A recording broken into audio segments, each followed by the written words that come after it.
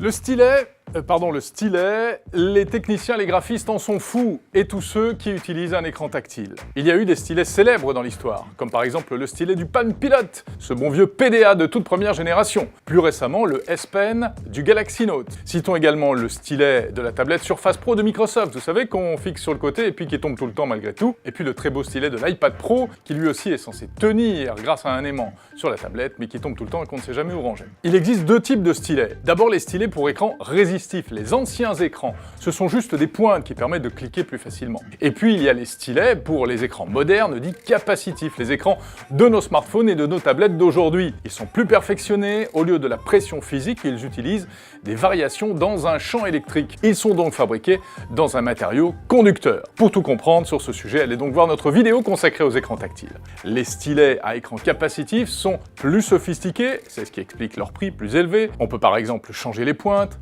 mais surtout ils communiquent en Bluetooth avec la tablette. Alors bon, ils ont besoin d'être rechargés du coup. Ils ont des boutons qui permettent d'activer des fonctions spéciales, comme avec une souris au fond. Et puis, ils ont aussi des capteurs sensitifs. Par exemple, sur l'Apple Pencil, plus on appuie et plus le trait est épais, et si on l'incline, on peut avoir un effet de coloriage comme avec un crayon. Alors si vous n'avez pas de stylet, il est possible de vous en fabriquer un vous-même. Prenez donc un coton-tige, vous humidifiez la pointe, vous l'entourez avec du papier d'aluminium pour qu'il soit conducteur et fasse passer le courant dans votre main, et voici un magnifique stylet. Bon, magnifique façon de parler.